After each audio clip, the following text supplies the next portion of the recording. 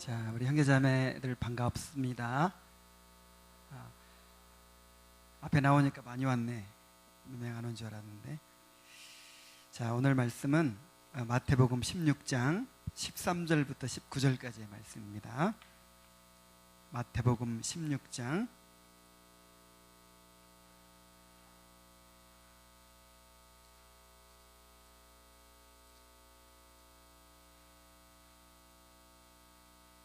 마태복음 16장 13절부터 19절까지의 말씀입니다.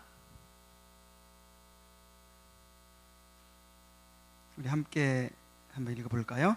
시작. 예수께서 빌립보 가이사랴 지방에 이르러 제자들에게 물어 이르시되 사람들이 인자를 누구라 하느냐? 이르되 더러는 세례 요한, 더러는 엘리야, 어떤 이는 에레미야나 선지자 중 하나라 하나이다. 이르시되 너희는 나를 누구라 하느냐? 시몬 베드로가 대답하여 이르되 주는 그리스도시요 살아계신 하나님의 아들이시니이다. 예수께서 대답하여 이르시되 바요나 시몬아 내가 복이 있도다.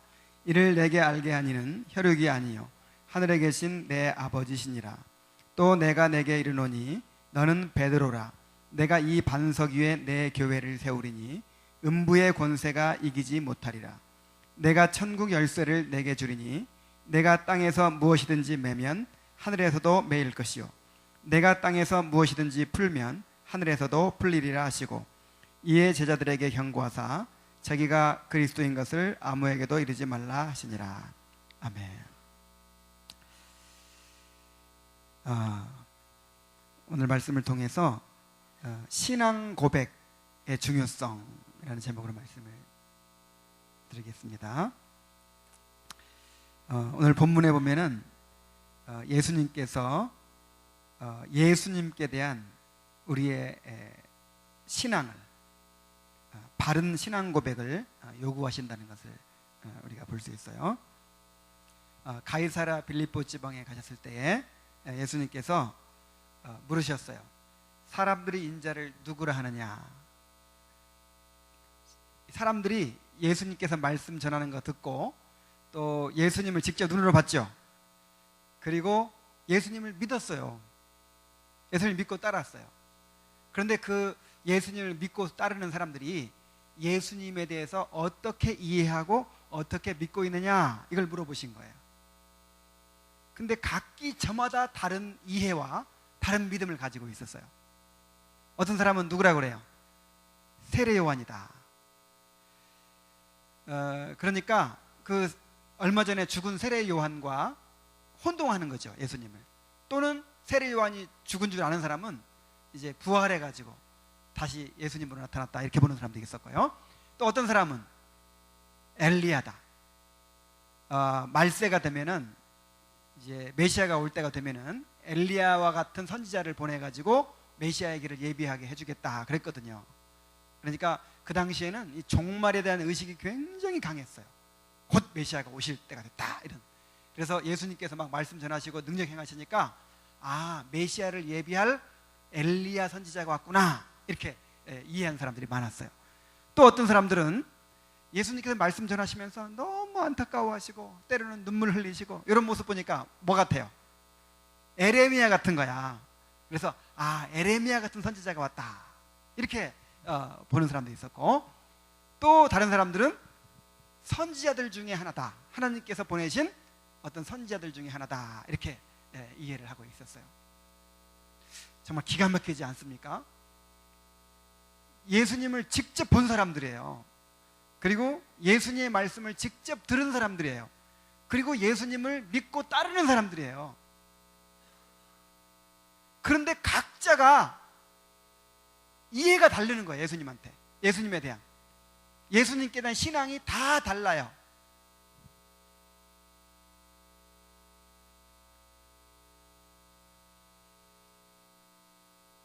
오늘날도 똑같습니다. 오늘날 지금 기독교인들이 많죠. 기독교인들은 누구 믿는 사람들이에요? 하나님을 믿는 사람들이고 예수님을 믿는 사람들이죠. 그리고 또 뭘 믿어요? 성경을 믿는 사람이죠.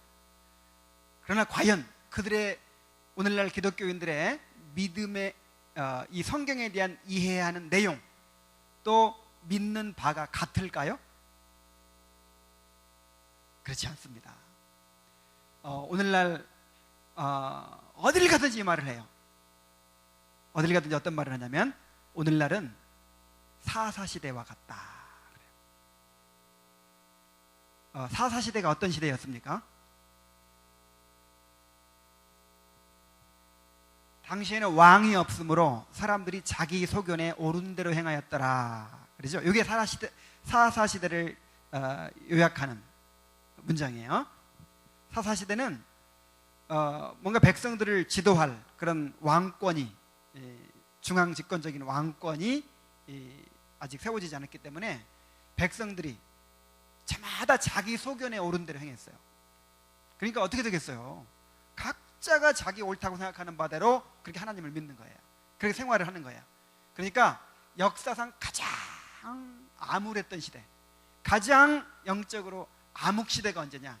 바로 사사시대였어요. 또 중세를 얘기하기도 하죠. 근데 사사시대나 중세와 같은 시대가 지금 도래했다는 거예요. 여러분 이렇게 느껴지지 않습니까? 오늘날 성경을 믿고 하나님을 믿지만은 그리고 기독교인이라는 이름을 가졌지만은 이 사람들의 그 성경에 대한 이해가 다 각자예요. 주님께 대한 이해가 다 각자라 이 말이죠. 자기 소견에 옳은 대로 가고 있어요. 지금 어떤 교리 같은 걸 중요하게 여기지 않습니다. 교리나 어떤 신조 같은 것을 중요하게 여기지 않아요. 지금은 체험이나 실천이 중요한 시대입니다. 그렇죠?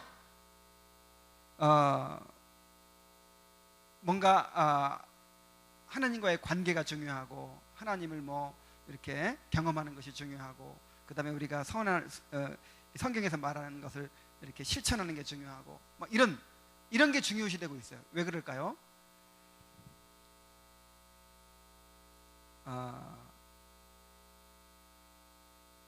그러다 보니까 온갖 이단들이 창궐하고, 이단들이 있는 거는 옛날부터 있어 왔으니까 뭐 나는 그 이단들이 있는 거는 초대교회부터 있었잖아요. 계속해서.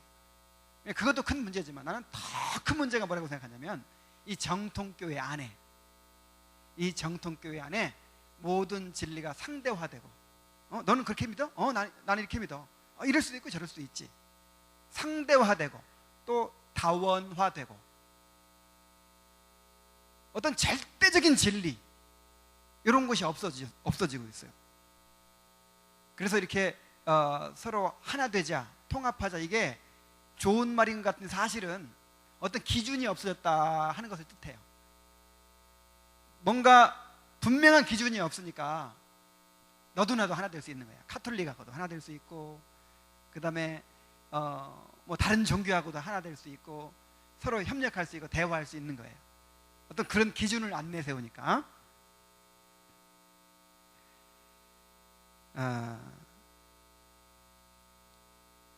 그런데 주님은 제자들에게 물으셨어요. 여러분, 사람들이 전부 다 예수님 누구로 알아야 돼요? 성경에서 말하는 약속된 그분으로 알아야 되잖아요.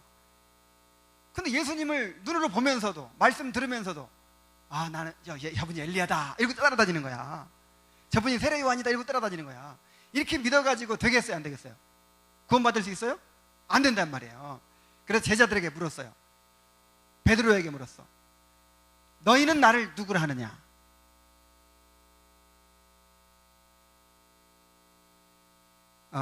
나에 대해서 어떻게 알고 어떻게 믿고 있는지를 고백하라는 것이죠. 이것을 가리켜서 신앙 고백이라 그래요. 신앙 고백이라는 것은 그리스도에 대한 개인 또는 교회의 믿음을 공식적으로 이렇게 밝히는 것이죠. 나의 주님께 대한 나의 믿음을 내가 어떻게 알고 어떻게 믿고 있는지를 주님께 또 세상에 대해서 또 나 자신에 대해서 이렇게 공표하는 거죠. 주님께서 이것을 요구하신다는 것입니다. 너희는 나를 누구라 하느냐. 저마다 성경에 대한 이해가 다르고 하나님께 대한 이해와 믿음이 다 달라요. 어떤 사람은 하나님을 이런 하나님으로 그리고 있고 어떤 사람은 저런 하나님으로 그리고 있고 다 다르지요. 너희는 나를 어떻게 알고 어떻게 믿고 있느냐, 이것을 고백하라는 거예요.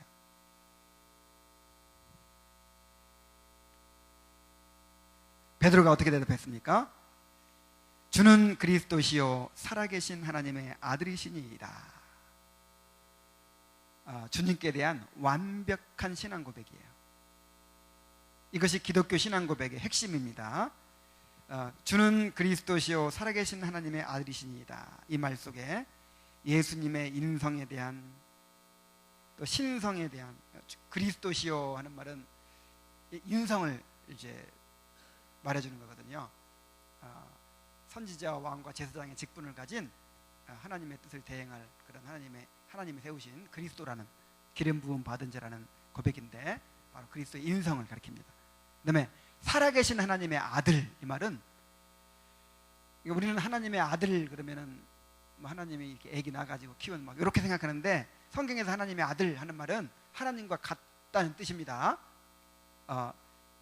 그러니까 내가 오늘 너를 낳았다 이런 말씀이 우리가 인간이 낳은 아들 그런 개념이 아니에요. 그러니까 하나님의 아들이라는 말은 신성을 가리키는 거예요. 예수님의 신성, 예수님이 하나님이시라는 뜻이에요. 그러니까 예수님의 인성과 신성과 예수님이 이 땅에 오신 목적과 예수님의 그 본질적 신분이 다 담겨 있어요. 주는 그리스도시요 살아계신 하나님의 아들이시니이다. 이런 바른 신앙 고백을 했을 때 예수님께서 정말 위대한 선언을 하십니다. 여기 한번 보세요. 17절. 예수께서 대답하여 이르시되 바요나, 바라는 말은 이제 바요나 하는 말은 요나의 아들 그런 뜻입니다. 바요나 시모나, 내가 복이 있도다. 이를 내게 알게 하니는 혈육이 아니요 하늘에 계신 내 아버지시니라. 그러니까 올바른 신앙 고백은 이것은 어떤 인간의 지혜나 인간의 능력으로 나올 수 없다는 거죠. 하나님께 성령을 통해서 이제 계시해 주신 거죠. 내가 내게 이르노니 너는 베드로라. 내가 이 반석 위에 내 교회를 세우리니 음부의 권세가 이기지 못하리라. 정말 위대한 선언을 하시는 거예요. 너는 베드로라. 이 베드로라는 말은 페트로스라는 말인데 돌멩이란 뜻이야. 돌멩이. 그리고 이 반석은 페트라라는 말인데 큰 바위 뭐 이런 뜻이죠. 집을 세울 수 있을 만큼, 기초가 될 만큼 바위. 근데 너는 베드로라. 돌멩이, 반석, 뭐 이 말은 다르지만 이 동격으로 취급하고 있다는 걸 알 수 있죠. 너는 베드로라. 내가 이 반석 위에, 그렇죠? 반석 위에 교회를 세우리니. 그래서 이 베드로 위에 교회를 세우겠다는 거야. 근데 이제 베드로 개인 위에가 아니라 베드로가 대표하는 사도들을 가리키는 것입니다. 그래서 에베소서 2장 20절에 보면은 너희는 사도들과 선지자들의 터 위에 세우심을 입은 자라. 그리스도 예수께서 친히 모퉁이 돌이 되셨느니라 그랬죠. 교회의 기초가 누구예요? 사도들이죠. 사도들.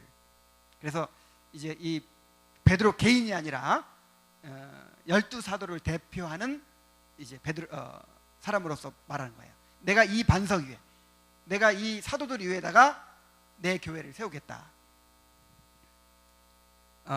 그리고 내가 천국 열쇠를 내게 주리니. 또 천국 열쇠도 준대요. 이것도 베드로 개인에게 준다는 것이 아니라 이 사도들 또는 사도들을 계승한 이 교회에 준다는 뜻이죠.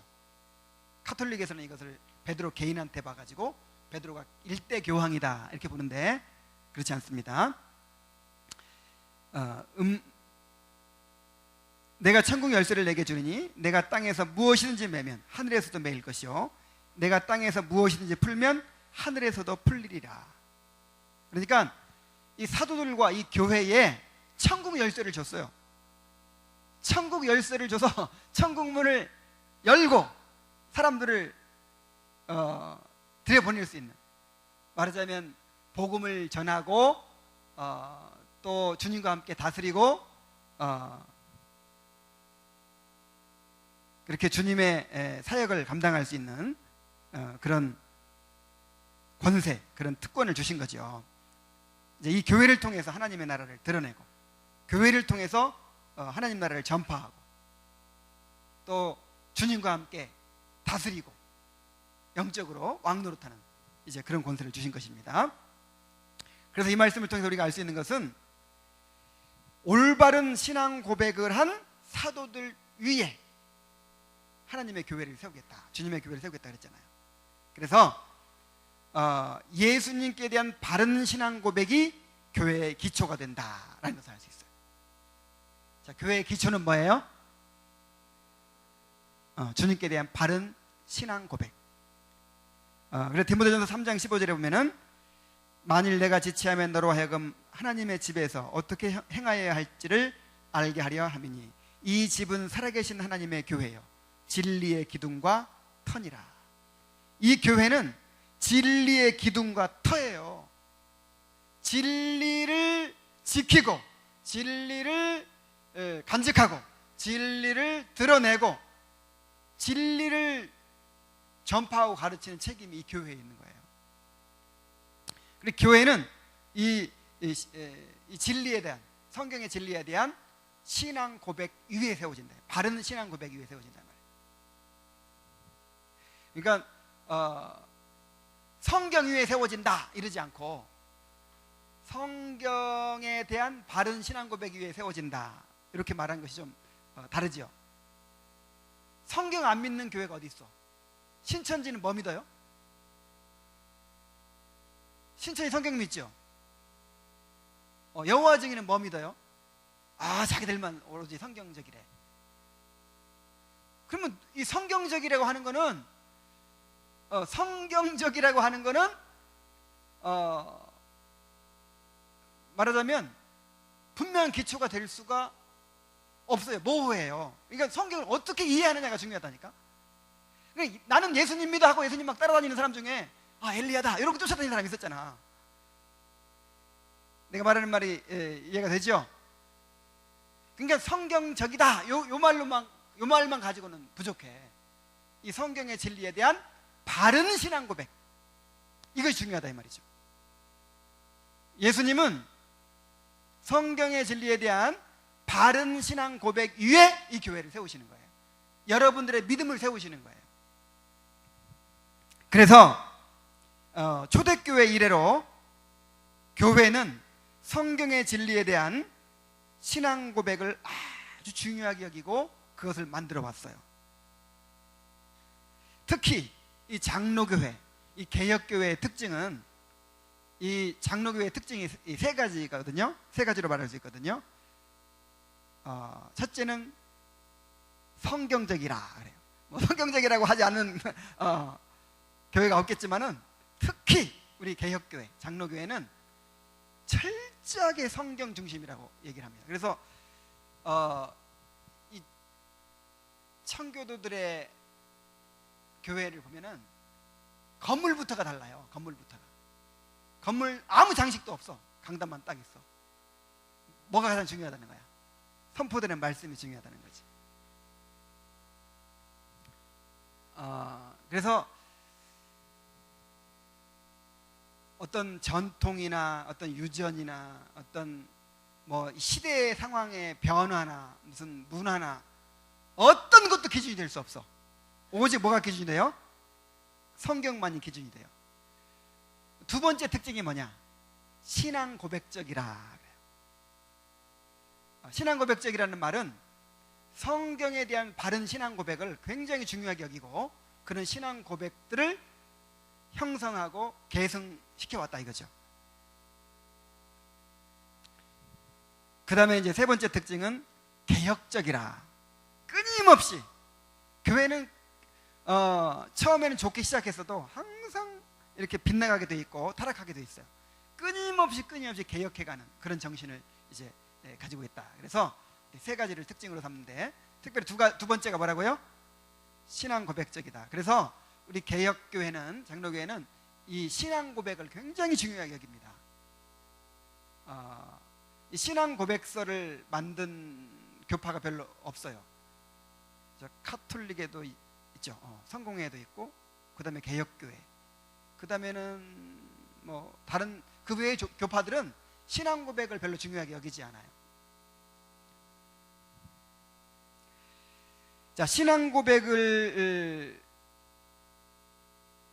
이제 세 가지로 이렇게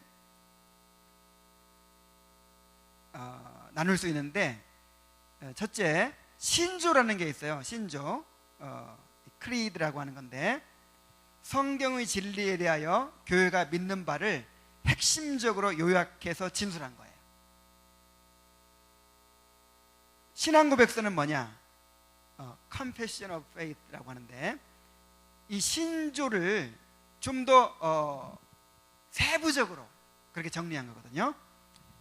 성경의 진리에 대하여 교회가 믿는 바를, 믿는 바에 대한 공식적인 진술서로서 신조보다 더 세부적인 내용을 담고 있다.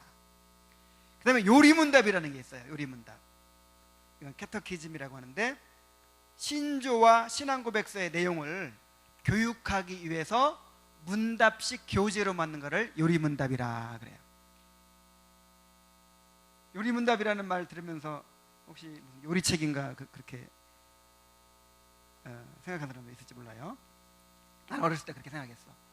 왜 요리문답이라고 하지?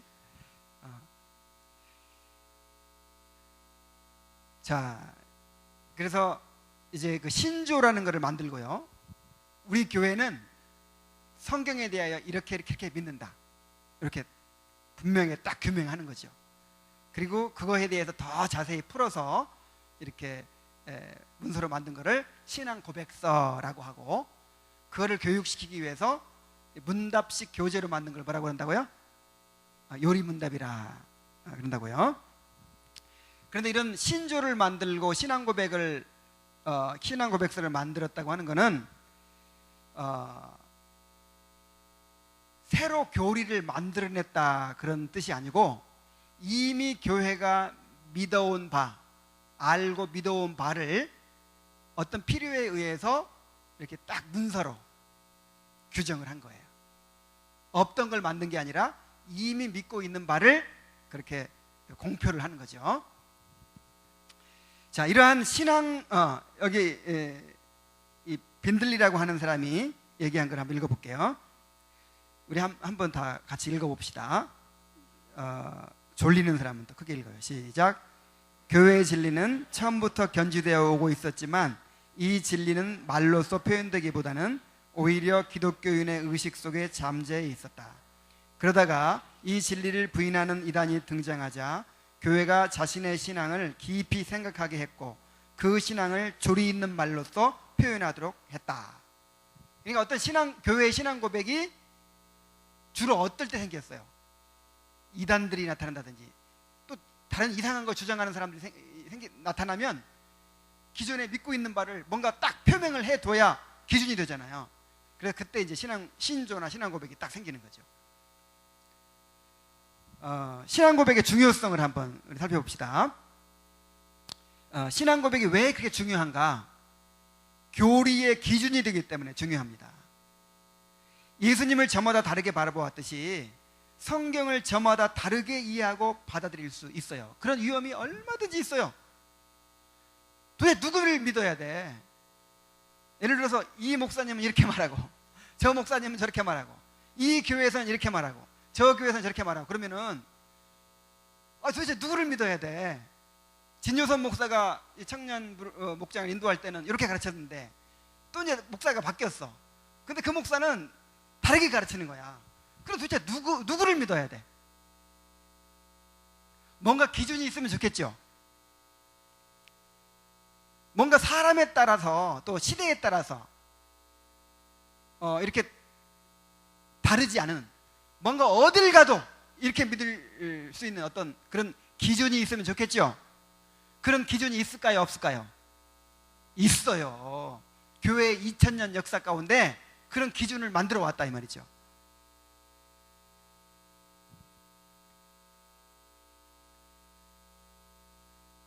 그래서 이 웨스트민스터 신학교의 교수,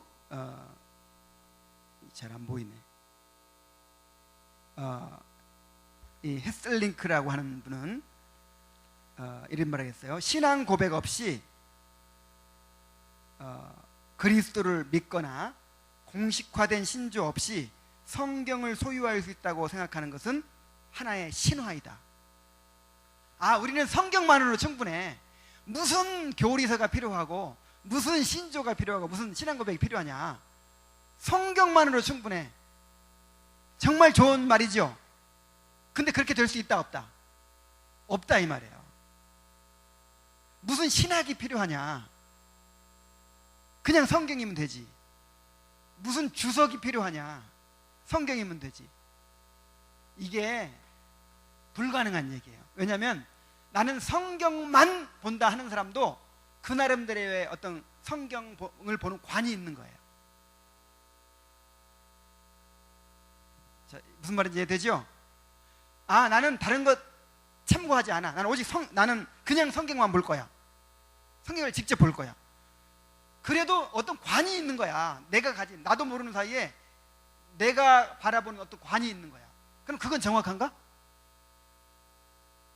다 사람마다 다르겠죠. 그래서 맨 처음에 이제 이 신약 성경이 쓰여졌을 때 교회가 그것을 받았죠. 바울이 편지를 썼을 때 그때 당시에도 이것을 성경 말씀으로 받은 거예요. 하나님의 계시로. 그래서 그 사람들이 이해한 그 이해가 있죠. 거기서도 출발해서 그 사도 시대, 그 다음에 교부 시대, 그 다음에 또 속사도 시대, 교부 시대, 그 다음에 쭉 내려오면서 그렇게 교회가 이 성경을 이해하고 또 해석하고 이렇게 우리 믿는 바를 규정한 그 기준이 있어요 없어요? 있다 이 말이에요. 꼭 필요하다 이 말이에요. 이것이. 그런 기준이 없으면 시대마다 달라지고 사람마다 달라지고 그러면 어떻게 믿느냐 말이야. 그 다음에 두 번째 이 필요성은 뭐냐면 입교를 위한 교리 문답으로서 필요해요. 신조로서의 신앙 고백은 입교 지망자를 교육할 목적으로 고안되었다. 그렇게 되어 있죠. 그러니까 이제 어떤 사람이 그 우상을 섬기다가 기독교로 개종하는 거예요. 나 예수 믿을게요 하고 이제 개종했어요. 근데 그냥 받아주면, 여러분 그냥 받아주면 그 사람이 제대로 믿고 있는지 안 믿고 있는지 알 수가 있어요 없어요? 예를 들어서 이 사람이 예수님은 인간이었다 이렇게 믿어. 예수님은 우리의 위대한 선생이었고 우리가 예수님을 본받아 선하게 살면 구원받는다 이렇게 믿어. 자, 그렇게 예수님 믿는 사람도 많죠. 그런 믿음을 가지고 나 예수 믿을게 왔어. 그래서 세례를 주고 교회 공동체 안으로 들어왔어. 이렇게 많이 이런 사람들 많이 들어오게 되면 공동체가 어떻게 돼요? 교회 공동체가 타락하게 되겠죠. 그래서 이 교회 안으로 들여보낼 때 뭔가 기준이 있어야 된단 말이야. 우리가 믿는 바를 같이 믿고 있는지 그거를 확인해야죠. 그럼 확인하려면 뭔가 정리된 신앙 고백서가 있어야 될 거 아니야. 그래서 그것을 가르치고 배우고 받아들인다고 이렇게 한 사람만 이제 세례주고 교회 안으로 들여보내는 거죠. 그래서 세례의식을 거행할 때 세례 지원자가 신앙 고백을 외우도록 되어 있었어요. 초대교회 보면은 그걸 다 외우고 공개적으로 나는 예수 그리스도께서 하나님과 동일한 신성을 가진 하나님이신 것을 믿습니다. 나는 예수 그리스도의 십자가의 대속을 통해서만 구원받는다는 것을 믿습니다. 이런 식으로 교회가 이렇게 규정한 그런 신앙 고백에 따라서 신앙 고백을 할 때 이 사람이 올바른 믿음을 가졌구나 인정할 수 있고 이제 교회 안에 들어올 수 있는 거죠. 그래서 신앙 고백은 교회 구성원으로서의 자격을 가늠하는 시금석이 되었다는 거예요. 자, 세 번째 신앙 고백의 중요성은 신자의 신앙 교육을 위해 중요한 거예요. 신자들을 계속해서 교육해 가야죠. 무엇으로 교육합니까? 이 신앙 고백을 통해서 교육하는 거예요. 신앙 고백은 성경에 대한 우리의 믿는 바를 정리해 놓은 교리서거든요. 그러니까 성경의 교리를 신앙 고백을 통해서 가르치는 거죠. 그리고 특별히 이 자녀들의 신앙 교육을 위해서 아주 요긴하게 사용되어 왔어요. 칼빈의 그 제네바에서, 칼빈이 개혁 운동을 일으킨 스위스의 제네바에서 이 제네바 신앙 고백이라는 걸 만들었는데, 거기에 서문에 이렇게 되어 있어요. 한번 잘 들어보세요. 사람들로 하여금 성경의 순수함을 보존하게 하기 위해서는 어린 시절의 아이들에게 신앙 고백을 가르쳐서 저들로 하여금 믿는 내용을 깨닫게 함이 극히 필요하니, 이와 같이 함으로써 참된 성경적 내용이 변질되지 아니하고 보존될 것이며, 또한 각 사람에게 혹은 대대로 전파될 것이다. 우리가 제안하려고 하는 제도는 다음과 같다. 기독교 신앙의 간결하고도 단순한 한 요약을 작성하여 모든 어린이에게 가르치고 1년의 일정한 날에 목사 앞에 나와 문답을 하고 시험을 받고, 또한 각자의 능력에 따라 저들이 충분히 가르침을 받았다고 인정될 때까지 이르는 것이다. 그래서 옛날에는 이 신앙 고백을 이 교리 문답서로 만들어 가지고 어린 아이들에게 어렸을 때부터 가르쳤어요. 어떻게 가르치냐면 외우도록. 그냥 달달 외우는 거야. 그리고 여러분 혹시 조나단 에드워즈의 부흥과 회심 이야기 혹시 읽어본 사람 있어요? 거기를 보면 그 4살짜리가, 우리나라 나이로 5살이죠. 5살짜리가 그 외운 거, 엄마가 맨날 읽어주고 외우게 만든 그 외운 거가 기억나가지고 이렇게 그 회심하는데 작용했던 거 보이죠? 그리고 옛날에는 이런 이 소요리 문답 이게 이제 어린이 교육용이거든요. 우리가 지금 공부하려고 하는 거, 그거를 계속 외우게 만들었어요. 어릴 때부터. 그래야 신앙을 안 잃어버린다고 생각한 거죠.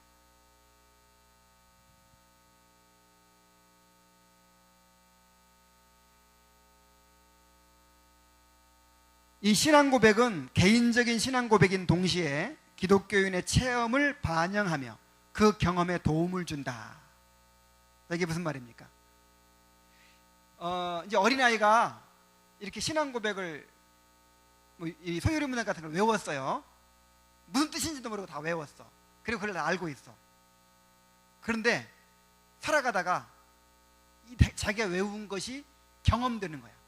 여기 보면은 모든 소유리 문답에 예를 들어서 모든 인간은 부패하고 타락했다 이런 게 나오는데, 살아가다가 자기의 부패성을 깨닫고 이 완악함을 깨닫게 된다든지, 아니면 또 오직 우리의 죄에서 우리를 구원하실 분은 예수님이다 이런 구절을 외웠단 말이야. 근데 그걸 통해서 이제 그 믿음을 갖게 된다든지. 그래서 이 신앙 고백은 신앙의 체험을 요구하거나 불러일으킨다 하는 것이죠. 그 다음에 또 중요한 필요성 중에 한 가지가 뭐냐면은 이단에 대처하기 위해서 필요한 거예요. 이 신약 성경이 맨 처음에 기록된 이유가, 처음에는 이 성경을 기록할 필요를 못 느꼈어요. 왜 못 느끼죠? 사도들이 살아있고 선지자들이 살아있어. 직접 계시를 받으니까 그냥 직접 계시 받아가지고 그냥 예언하면 되거든. 그러니까 필요를 못 느꼈는데 이단들이 생기는 거예요. 이단들이 뭔가 문서화된 어떤 이런 게 없으니까 이단들이 이런 주장도 하고 저런 주장도 한단 말이야. 나도 계시 받았어 막 이런 식으로. 그러니까 우리가 통일된 이 하나님의 계시를 우리가 누구나 인정할 수 있는 그런 문서로 딱 만들어 가지고 인정을 확인할 수 있는 문서로 만들어 가지고 이단들이 이상한 주장하는 것을 대비하자 해가지고 신약 성경이 쓰여지기 시작한 거예요. 이 신앙 고백서도 마찬가지입니다. 이제 성경이 쓰여졌어도 문제야. 성경을 다르게 이해해버리거든. 똑같은 성경을 가지고 우리는 예수님을 하나님이다 이렇게 읽잖아요. 믿죠? 근데 다른 사람들은 예수님은 인간이다 이렇게 읽는단 말이야. 이렇게 이해를 한단 말이야. 그러니까 성경에 대한 이해를, 성경의 진리에 대한 믿음을 또 문서화 해놓자 한 것이 바로 신앙 고백서라 이 말이죠. 그리고 또 이 신앙 고백은 어떤 면에서 중요했냐면은 예전으로서 중요했어. 예전이란 말은 예배 드릴 때, 자, 예수님께서 제자들에게 말씀하십니다. 너희는 나를 누구라고 하느냐? 그럴 때 베드로가 대답하죠. 주는 그리스도시요 살아계신 하나님의 아들이니이다. 이건요, 주님께 대한 예배예요. 예배. 주님을 주님으로 인정하는 게 찬양이고 예배입니다. 예수는 그리스도, 아는 걸 뭐라고 얘기해. 다 아는데, 알지만 그거를 공표하는 거죠. 하나님 앞에 고백하는 거죠. 사람들 앞에 선포하는 거죠. 세상에 널리 알리는 거죠. 예수는 그리스도, 예수는 주 하고 우리의 믿는 바를 이렇게 고백함으로써 하나님께 예배를 드리는 거예요. 그래서 이 예전 가운데, 예배 순서 가운데 신앙 고백이 있어요, 없어요? 있어요. 신앙 고백 하죠. 우리가 맨날 무슨 신앙 고백 하죠? 사도신경 하잖아. 사도신경 뭐 다 아는 거 뭐라고 또 해. 그게 예배야. 하나님께 올려드리는.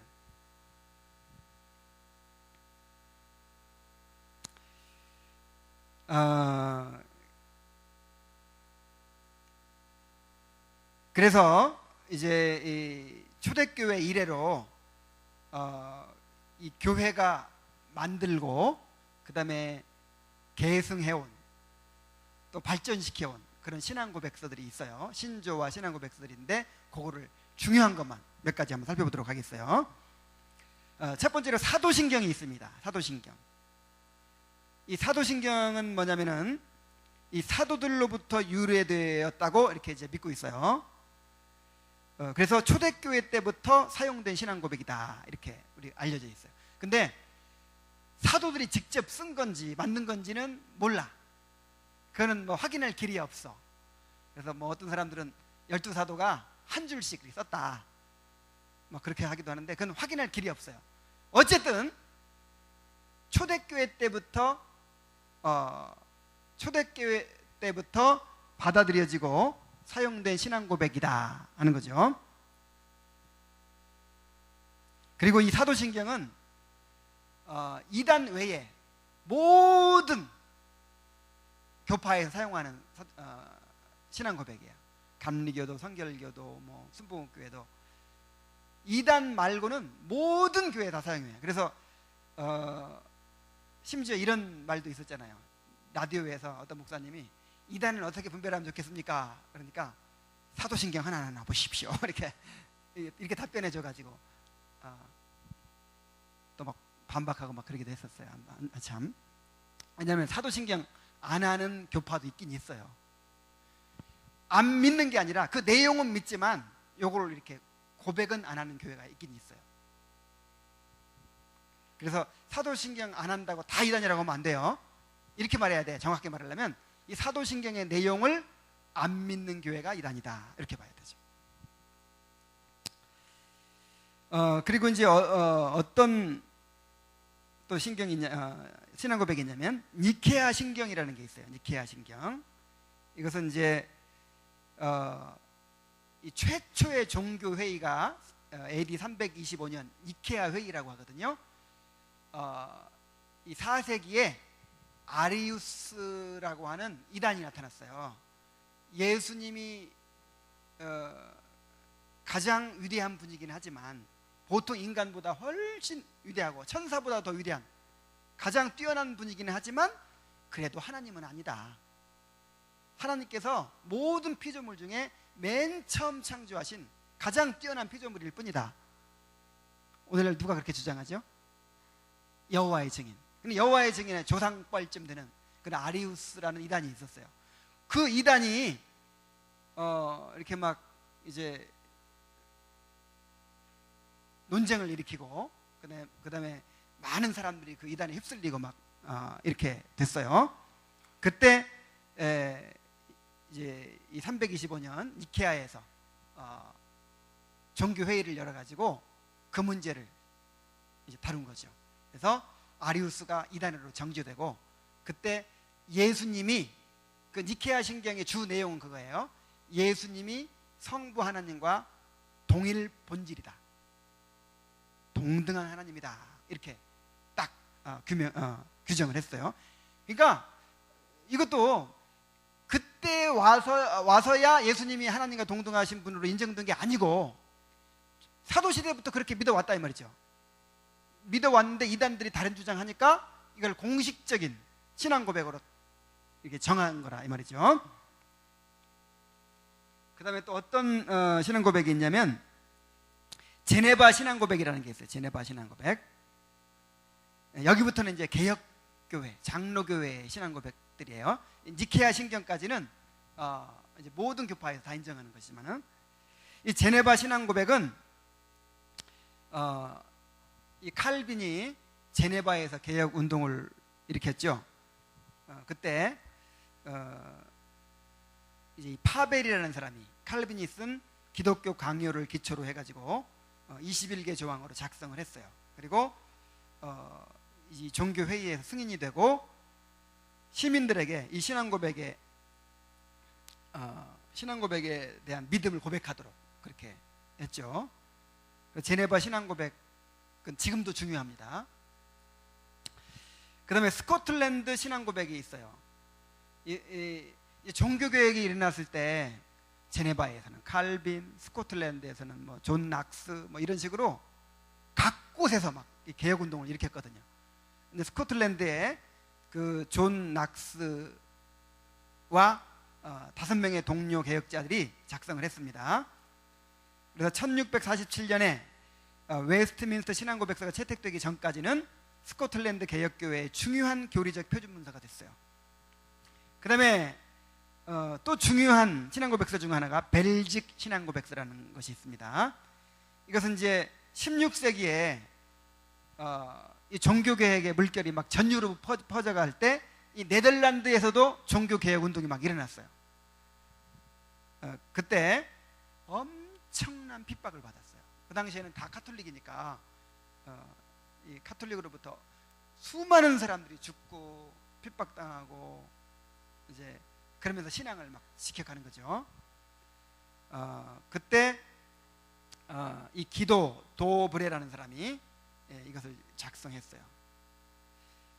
그래서 도르트 총회에서 하이델베르크 교리문답, 도르트 신조와 더불어서 이 벨직 신앙 고백서까지 이 세 개가 이제 이 개혁교회 신앙 고백으로 이제 인정을 받게 됐습니다.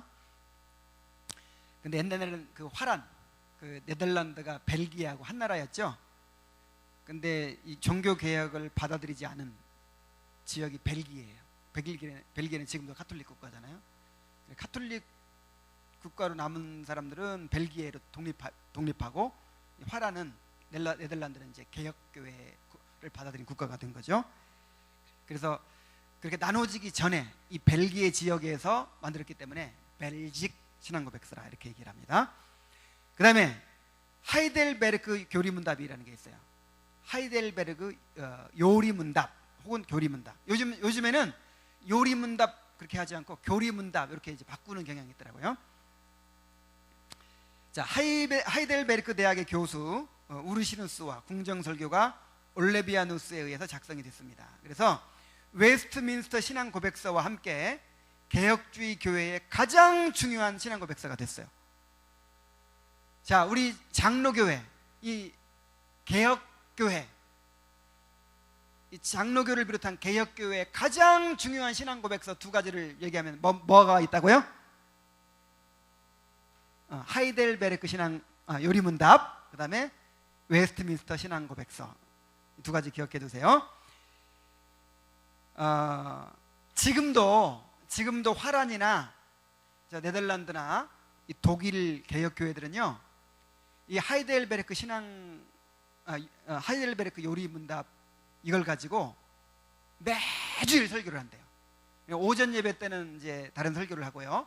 이 오후 예배, 저녁 예배는 반드시 이 요리문답 설교를 한대. 그러니까 계속 반복해서 하는 거지, 계속. 왜 그렇게 해야 될까요? 중요하니까. 이 교리를 소홀히 하기 시작하면요, 어느 쪽으로 신앙이 흘러가 버릴지 몰라요. 우리의 그 체험이라든지 이 실천 이런 거는 이건 어느 방향으로 흘러갈지 모르는 거잖아요. 그래서 이 교리를 조금이라도 소홀히 하다 하면요, 그 다음 세대에 가서 반드시 엉뚱한 방향으로 나가버리게 돼 있어, 기독교가. 예를 들어서 이 종교개혁 바로 이후 세대, 종교개혁 시대까지는 굉장히 막 뜨거웠는데 그 이후 세대에는 교리 논쟁으로 교회가 좀 이렇게 석화되고 굳어지고 막 그랬어요. 그러니까 교리가 뭐가 중요하냐, 신학 싸움은 이제 진력이 난다, 체험이 중요하고 실천이 중요하다, 그러면서 경건주의 운동이 일어났어요. 참 좋은 것 같았는데 요즘 말로 하면 우리가 주님과 교제가 중요하고 정말 전도 열심히 하는 게 중요하고 뭐 경건생활하는 게 중요하지, 뭐 교리 옳고 그르 따지고 그게 중요하냐 해가지고 경건주의 운동이 일어났어. 그래 정말 참 좋은 것 같았는데, 자, 그 방향으로 가다 보니까 어떻게 돼요? 그 첫 세대는 벗어나지 않을 수도 있어요. 근데 조금만 지나면요, 반드시 정로에서 이탈하게 돼 있어요. 그만큼 교리가 중요한 겁니다. 그래서 이 독일 교회 같은 데서는 그 하이델베르그 요리문답을 1년 내내 한다는 거예요. 아니 1년 내내가 아니라 평생. 이제 처음부터 시작해가지고 다 끝났잖아요. 다시 처음으로 돌아가서 다시 아마 우리나라에서 그렇게 하면, 그렇게 하는 교회도 없고 그렇게 하면 다 도망갈 거야. 벌써 지금 재미가 좀 없죠, 교리 얘기하니까. 그 다음에 도르트 신조라는 게 있어요. 도르트 신조. 이 도르트 신조는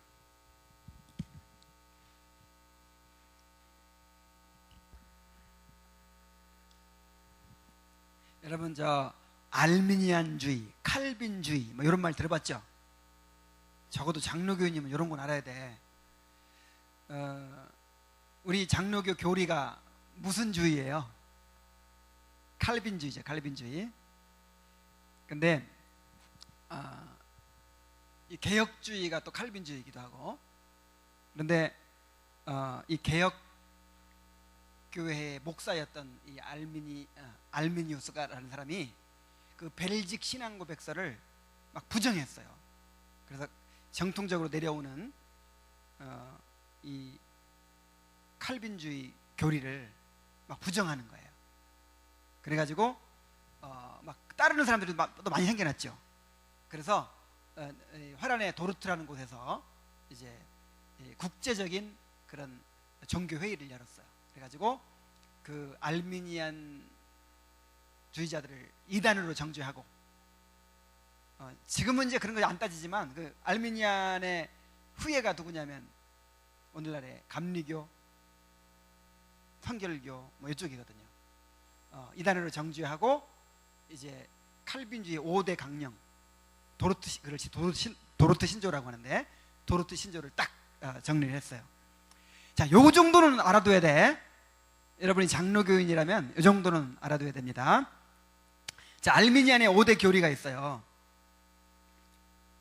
요걸 좀 더 잘 알기 위해서 그 칼빈주의부터 알아야겠네. 칼빈주의 5대 교리가 있어. 도르트 신조가 있어. 이게 뭐냐면, 첫째, 전적 부패, 토탈 디프레비티. 전적 부패가 뭐예요? 우리 인간은 완전히 부패하고 타락해서 악으로만 향할 수 있는 자유가 있는 거야. 우리는 이 선으로 행하는 자유는 없어. 하나님께서 인정하시는 선, 그리고 하나님을, 자기의 죄를 깨달을 수도 없고, 그러니까 내가 죄인이다 이 정도는 이제 뭐 알 수 있을지 몰라도 진짜 그 죄의 그 깊이를 몰라.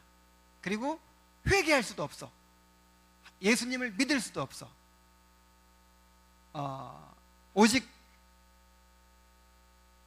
이 중생의 은혜를 받아야만 내가 회개할 수 있고 믿을 수 있어. 이걸 가리켜서 전적 부패라 그래요. 전적 부패 또는 전적 무능력.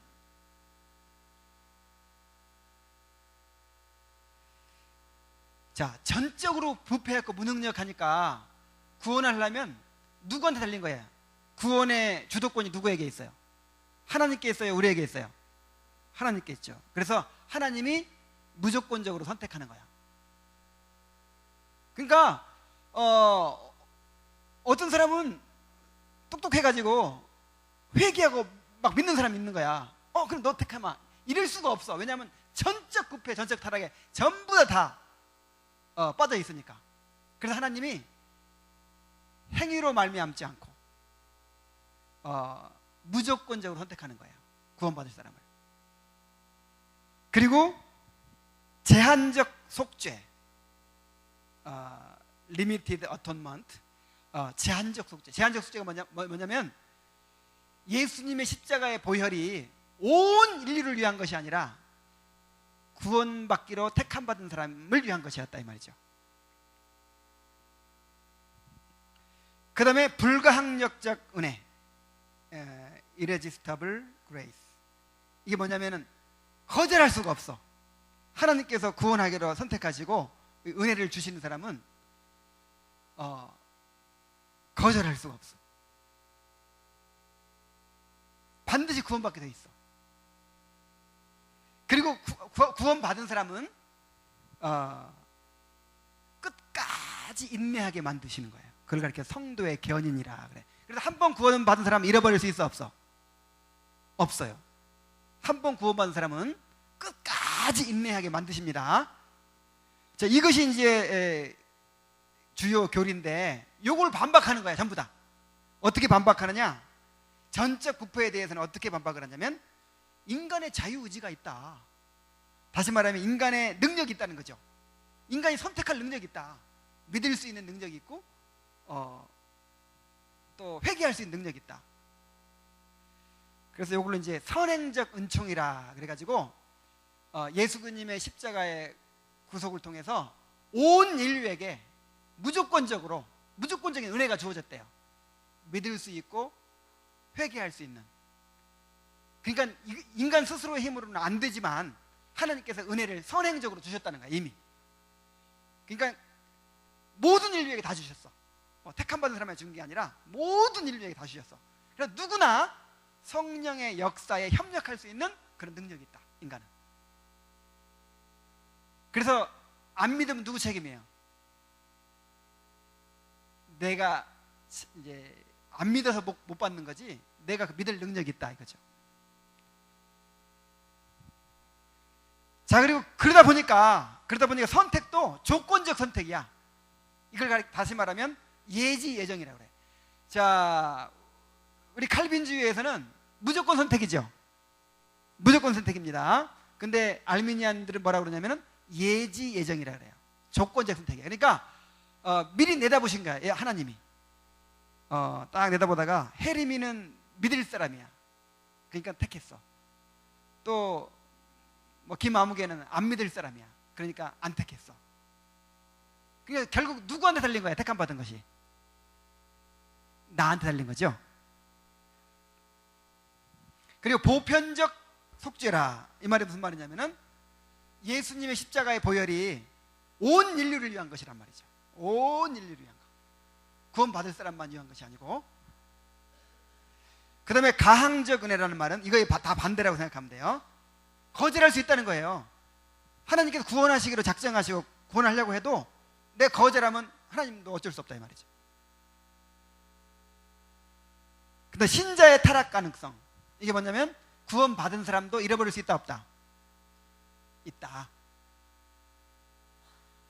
자, 이거를 이제 주장했어요, 알미니아누스가. 그리고 그 알미니아누스의 그 제자들이, 후예들이 이걸 막 주장했어요. 그래서 이제 도르트 회의에서 이 5개조와 그 다음에 93항목의 신조가 만들어지고 채택이 됐습니다. 자, 이건 외워두세요. 우리 한번 따라해 봅시다. 전적 부패, 무조건 선택, 제한적 속죄, 불가항력적 은혜, 성도의 견인. 그래서 그거 첫 글자만 따가지고 튤립이라고 합니다. 튤립. 자, 요거 외우세요. 자, 그리고 이 신앙 고백서 가운데 가장 중요한 신앙 고백서가 있어요. 웨스트민스터 신앙 고백서입니다. 개혁교회의 신앙이 거의 완전하게 표현된 장로교회의 가장 중요한 신앙 고백서예요. 자, 이 배경은 17세기에 영국에서 이제 막 종교개혁 운동이 일어나고 있었어요. 근데 영국에는 어떤 교회가 있었을까요? 영국은 그 루터나 칼빈의 종교개혁 이전에 이 헨리 8세가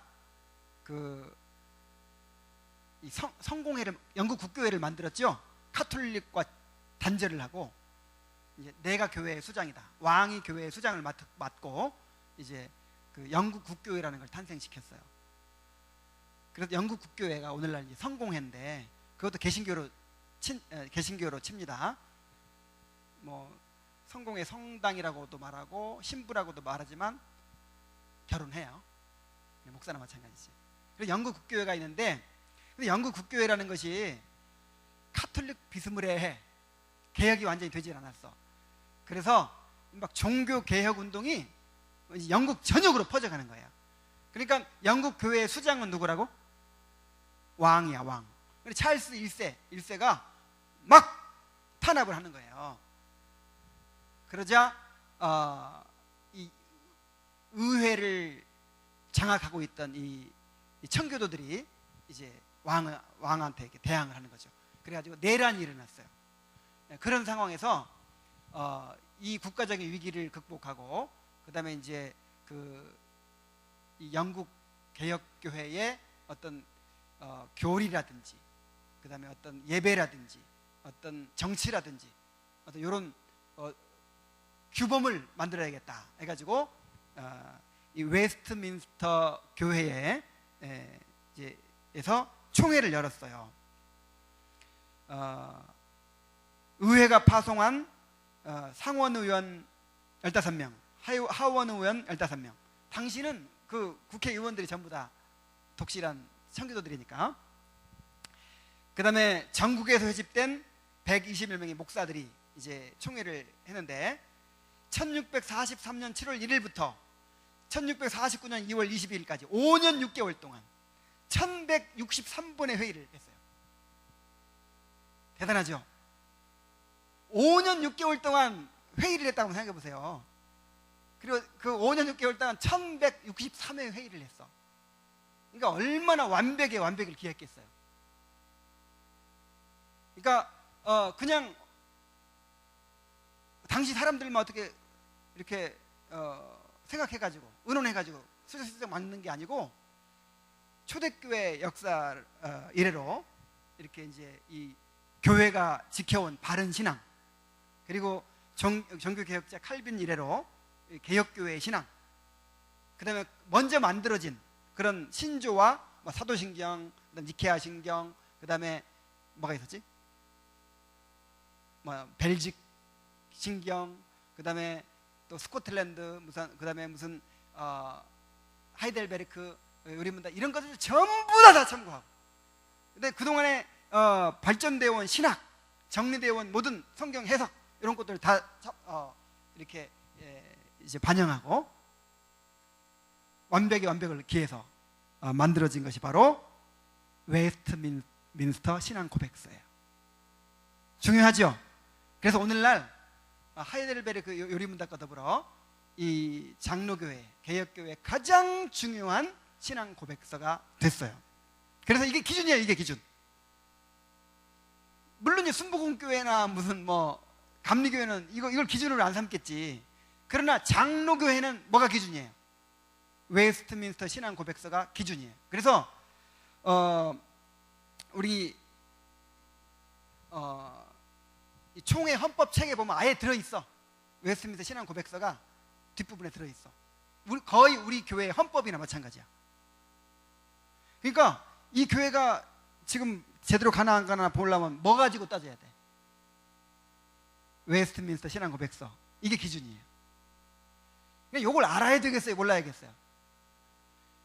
요걸 알고 있으면, 기준이 있으면 어딜 가든지 헷갈릴 게 없겠죠.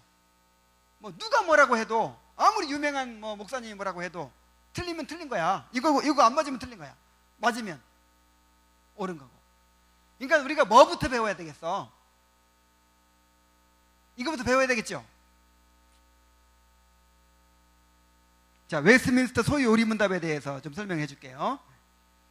자, 소요리 문답이라는 게 뭐냐면, 자, 이 웨스트민스터 종교회의에서 총회에서 5년 6개월 동안 1163번의 회의를 거치면서 웨스트 신앙 고백서를 작성하고, 그 다음에 요걸 이제 교육해야 될 거 아니에요. 그죠?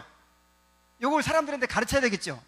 근데 그 신앙 고백서를 한꺼번에 어떻게 다 가르쳐? 그래서 교리 문답을 만들었어요. 이제 문답식으로 교재를 만들었어. 그래서 작년 교육용으로 대요리 문답을 만들었어. 167문의 대요리 문답. 그 다음에 자녀 교육용으로 소요리 문답을 만들었어. 107문에.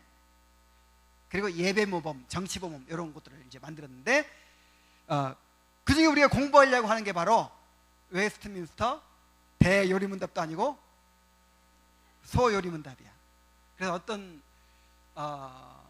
교수님은 이거를 가르치면서 그렇게 막 한탄을, 눈물을 흘리면서 한탄을 했대요. 이것이 이 청교도 시대에는 자녀들한테 외우게 만들고 가르치던 이 소요리 문답이 오늘날에는 이렇게 어른들도 어려워하고 지루하는 것이 되어버렸다. 이게 교회가 타락한 증거다 하면서 그렇게 한탄을 했다는 거예요.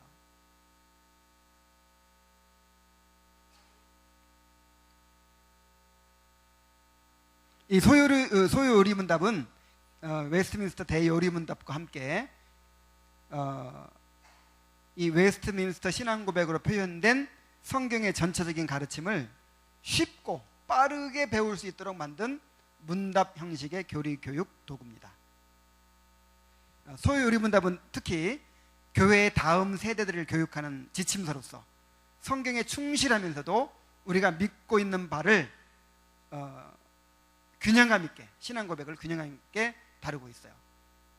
그래서 소요리 문답의 내용을 좀 살펴보면은, 서론과 서론이 있어요. 서론은 뭐냐면, 인간의 주된 목적이 뭐냐. 그건 많이 들어서 외우죠. 요 정도는 외워야지.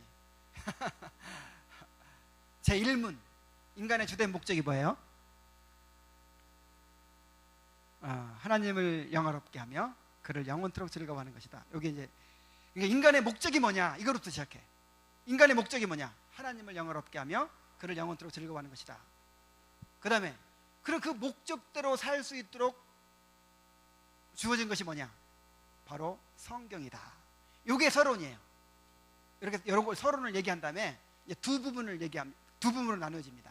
한 부분은 하나님께 대한 믿음, 우리가 어떻게 믿어야 되는가, 이게 이제 첫 부분이고, 그다음 둘째 부분은 우리가 그렇게 하나님을 믿는다면 우리가 하나님께 대해서 어떤 의무를 행해야 되는가. 그 바울 서신을 보면 두 부분으로 되어 있죠. 어떻게 믿어야 되는가, 교리가 있고 어떻게 행해야 되는가, 뒤에 실천이 나눠지잖아요. 그것처럼 이 웨스트민스터 소요리 문답도 앞부분 4문부터 38문까지는 하나님께 대한 믿음에 대해서, 또 39문부터 107문까지는 하나님께 대한 인간의 의무에 대해서 이렇게 다루고 있어요. 자, 결론. 여러분, 지금 내가 아까 오늘날 교회가 사사시대를 맞이하고 있다 그랬는데, 여러분도 정말 그렇게 생각을 합니까? 여러분도 그런 것 같아요? 왜 그런 것 같아요? 그 원인이 뭐라고 생각하세요? 어디에 문제가 있다고 생각하세요? 가장 큰 문제는요, 정통 교리를 도외시해 온 데 있어요. 제가 아까 그랬죠. 아무리 좋게 시작했어도 교리를 조금이라도 경시하기 시작하면 엉뚱한 방향으로 나가버린다고. 이 교리라는 건 뭐냐면 어떤 방향과 같아요. 어떤 가이드라인과 같아요. 가이드라인을 없애버려. 예를 들어서 이제 이 라인만 이제 룰만 가야 되거든. 벗어나기 쉬우니까 이 라인을 열심히 뛰는 건 좋은데 이 라인 안으로만 뛰어야 되는 거야. 근데 열심히 뛰는 게 중요하지 뭐 이런 게 중요하냐 하면서 그걸 없애버렸어. 처음에 몇 발자국은 괜찮게 갈 수 있죠. 근데 몇 발짝만 지나가면 어떻게 돼요? 어떻게 돼요? 안 벗어날 수 있어요? 없어요? 없어. 반드시 벗어나게 돼 있어. 반드시. 우리 한국교회가요 정말 귀한 선교사님들이 와서 이 교회를 이제 개척하고 세웠는데 단점이 있어요. 단점. 그 선교사님들이 다 어떤 선교사님들이냐면 미국의 그 부흥운동의 영향을 받은 선교사님들이거든요. 대각성 운동에 의해서 막 뜨거워진 사람들이 이제 한국에 선교하러 온 거예요. 그래서 그분들은 이 부흥운동 출신이니까 이런 신학, 교리 이런 건 별로 중요시하지 않았어. 어떤 실천, 전도, 막 부흥 이런 걸 중요시했다 이 말이에요. 그래가지고 어디든지 장로교회가 세워지면 뭐부터 가르치겠어요? 웨스트민스터 신앙 고백. 이거를 기준으로 딱 세우고 요거부터 가르치면 뭔가 뼈대가 분명하게 세워지겠죠. 요걸 안 가르친 거야. 이런 걸 너무 막 교리를 가르치고 하면 이제 교파 간에 또 이렇게 거리가 생기고 뭐 하잖아요. 그러니까 이제 이런 걸 도외시한 거야. 그래가지고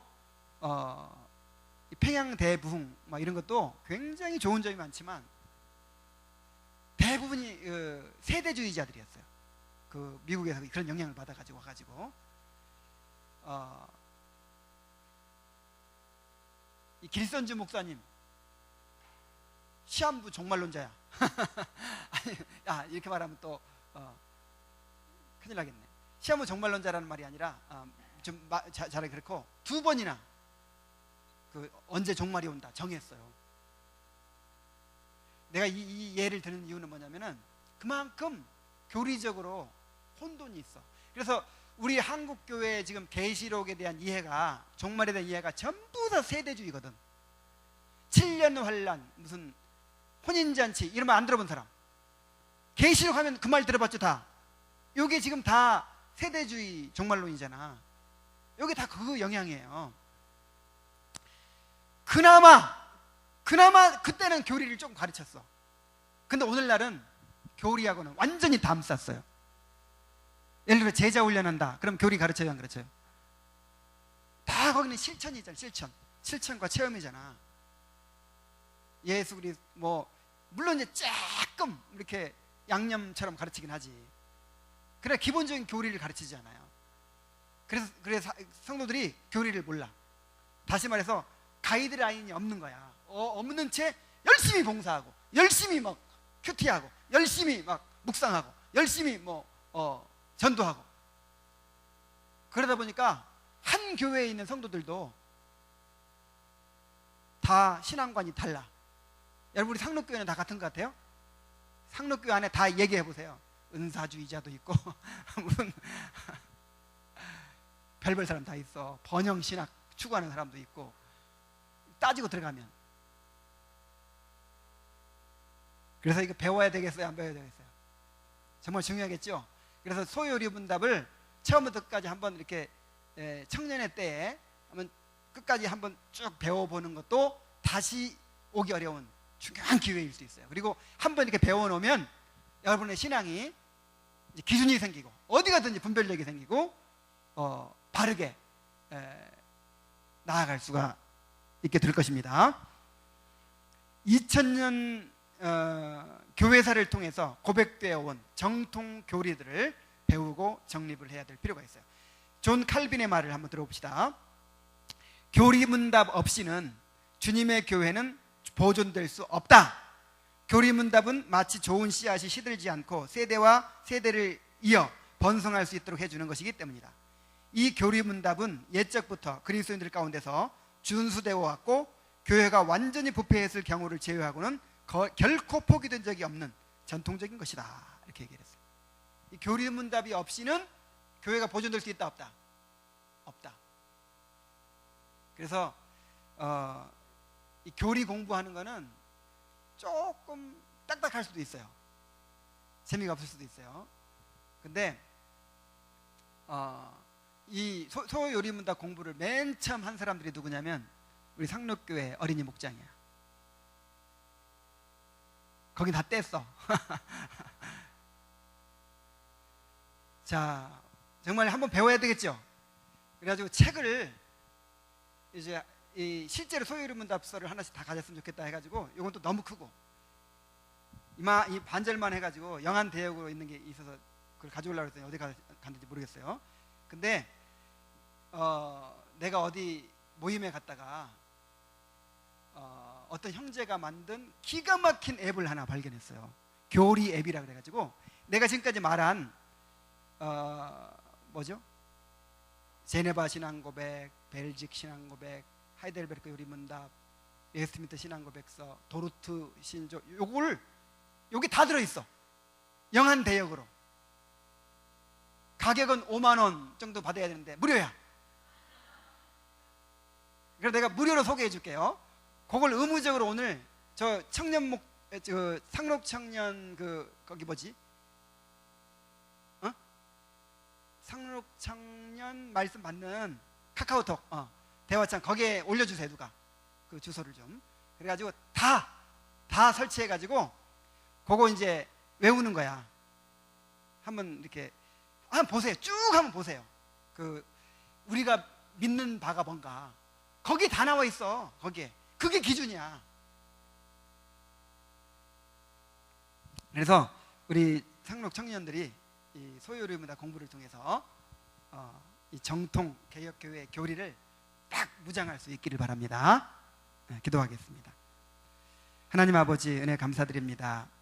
이렇게 열심히 있는 청년들 주시고 이 주말에 황금 시간에 주님 앞에 나와서 예배드리고 말씀 배우게 해주셔서 감사드립니다.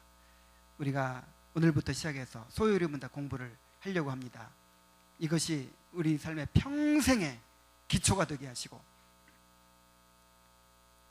우리 신앙 성장에 또 중요한 그런 기회가 될 수 있도록 인도하여 주시옵소서. 예수님의 이름으로 기도하옵나이다. 아멘.